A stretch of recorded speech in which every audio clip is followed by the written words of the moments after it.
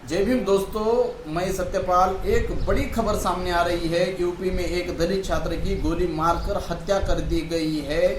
यह बहुत ही शर्मनाक बात है। बीजेपी सरकार क्यों दलितों के और मुसलमानों के पीछे पड़ी है, यह तो किसी के समझ के बाहर है। दोस्तों, आज देखा जाए तो मुसलमानों को टारगेट कर कर यहाँ पर दलितों के ऊपर भी हमला किया जा रहा है। मुसलमानों की ओर पूरे देश के हिंदू मुस्लिम कर कर उधर ध्यान भटकाकर इधर दलितों को भी निशाना बनाया जा रहा है। उनके बच्चों को गोली से भून दिया जा रहा है। उनके मूलभूत अधिकारों को छीन लिया जा रहा है। उनकी आवाज़ दबाई जा रही है। दलितों को फिर से गुलाम करने की साजिश बीजेपी की हर दिन जारी है। दोस्तों, इस देश में यूपी में तो शर्मनाक बात यह हो गई कि जिस नाकाम पुलिस ने एक दलित छात्र के ऊपर गोली बरसाई, उसे ढेर कर दिया। दोस्तों, वह 10वीं क्लास की परीक्षा देकर लौटा था दोस्तों, और उसको गोली से भून दिया गया। दोस्तों, उसका कसूर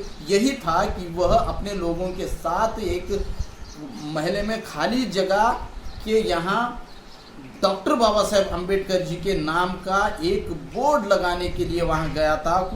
कुछ जातिवादी भेड़िया आकर के उनके साथ भिड़ गए और वहां पर तनाव बढ़ गया। यहाँ पर डॉक्टर बाबा साहब अम्बेडकर जी का बोर्ड नहीं लगना चाहिए, यह कुछ जातिवादी गुंडे वहां आकर उनके साथ भिड़ गए।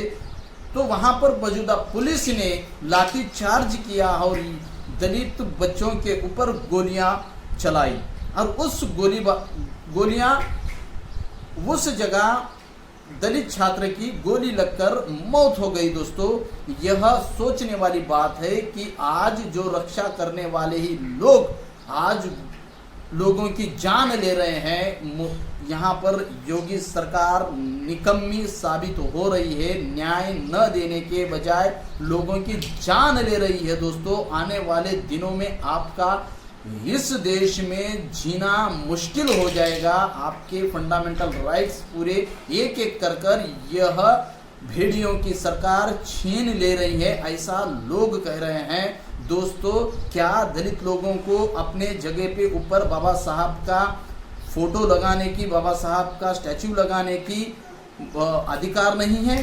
क्या दलित लोगों को अपने जो मसीहा का फोटो लगाने का अधिकार नहीं है?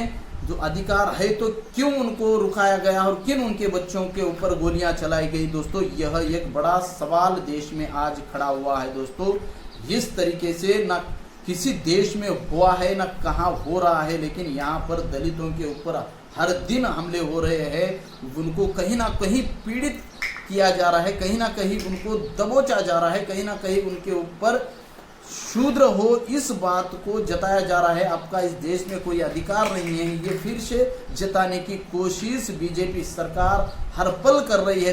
दोस्तों, इसकी राष्ट्रपति तक बन गई, उनको भी कुछ अधिकारों से वंचित किया जा रहा है। दोस्तों, आप देख ही रहे हो, राष्ट्रपति को ही राम नहीं बुलाया गया है, संसद के उद्घाटन को नहीं बुलाया गया है, और राम मंदिर में ही उनको नहीं बुलाया गया है। दोस्तों, फिर राष्ट्रपति को ही हम ऐसे कोने में रख सकते हैं, उनका ही ऐसा अपमान कर सकते हैं, तो आम जनता हमारे सामने कुछ भी नहीं है। उनको तो हम कभी भी समाप्त कर सकते हैं।